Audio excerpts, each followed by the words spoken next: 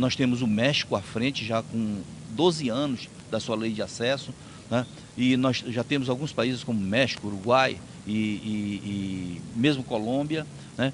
E a nossa lei de acesso, ela é uma lei que veio aperfeiçoada, é uma lei muito boa, e eu acho que é possível sim. Eu acredito que em menos de uma década os avanços serão muito grandes, isso a julgar pelo trabalho que está sendo feito nos outros países.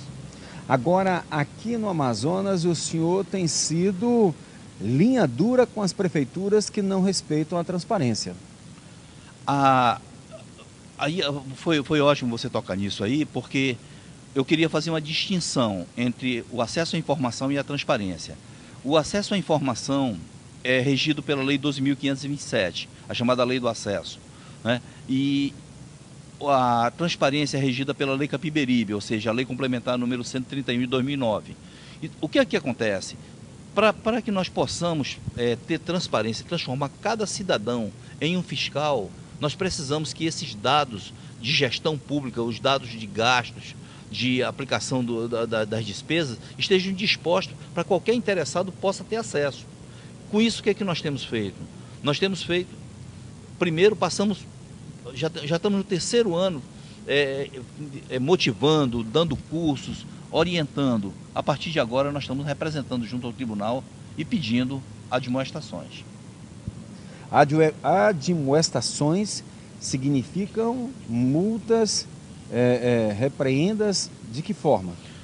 Primeiro, nós estamos pedindo que o tribunal assine prazo, determine prazo para que os municípios regularizem a situação dos seus portais de transparência. Segundo, que a própria Lei Capiberibe diz que o município que tiver em situação irregular não recebe transferências voluntárias, ou seja, não recebe verbas provenientes de convênios. E isso quebra as pernas da maioria dos municípios do interior do Amazonas? Lamentavelmente, porque o que ocorre?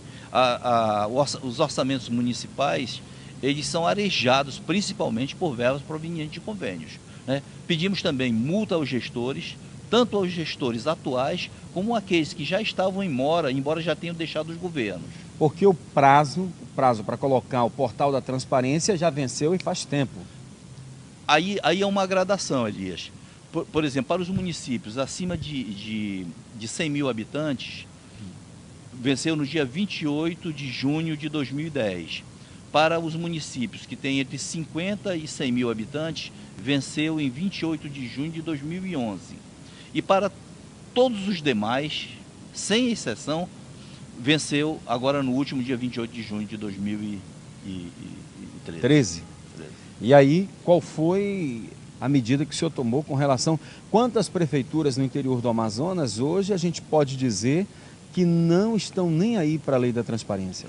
Eu não diria que não estão nem aí, eu diria que em situação irregular, nós fizemos 39 representações até a data de hoje. E no universo de 6 dezenas de municípios, 39 representações é uma muito coisa mais do que muito quase 60%. E ainda... Mais de 60%. E ainda temos mais 5 municípios para fazer representações amanhã. Mais 5 amanhã? Mais 5. 39, mais então 5, nós vamos para 44. 44 em situações irregulares. Quase 80% dos municípios do interior do Amazonas. E aí a trava para receber os recursos federais, ela acontece de imediato, doutor, a partir do momento que o senhor entra com esse tipo de recurso? O que nós pedimos ao Tribunal de Contas, na verdade o Ministério Público, como qualquer Ministério Público não manda. Quer dizer, o Ministério Público mandou, o Ministério Público não manda. O Ministério Público opina, o Ministério Público pede, o Ministério Público representa a juíza, né? Quem manda é magistrado, né? Então,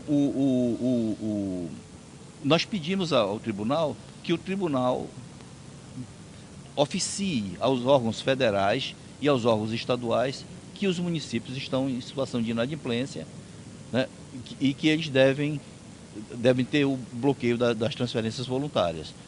Eu diria o seguinte, que a lei Capiberibe, ela é inegociável, né? Não tem como transigir com aquilo, flexionar, ela é inflexível.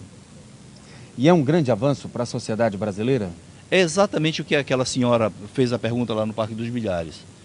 Esse é um dos grandes passos para transformar uma cultura de acesso em cultura de segredo, capaz de transformar cada cidadão, cada pessoa, cada contribuinte, cada interessado que vive nesse país em um fiscal.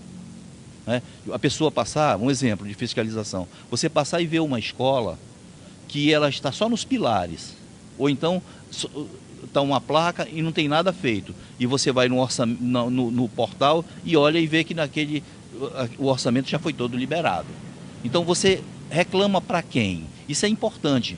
Se não tiver para quem reclamar, reclame para o Ministério Público de Contas. O nosso telefone é 3301-8252. 3301-8252. No portal da transparência, o gestor ele é obrigado a dizer a situação em que se encontra aquela obra? Veja só, no portal de transparência, ele deve colocar tanto a receita quanto as despesas. As despesas, o orçamento ele é complexo, ele vem numa linguagem complexa. A linguagem para o portal de transparência ela deve ser uma linguagem mais aberta.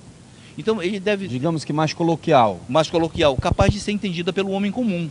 Ou seja, você não precisa ser uma pessoa especializada em direito econômico ou financeiro para entender aquilo.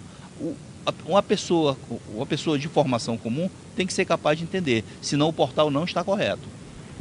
Agora, quem é que analisa o perfil desse portal? Daqui a pouco, depois do nosso intervalo comercial.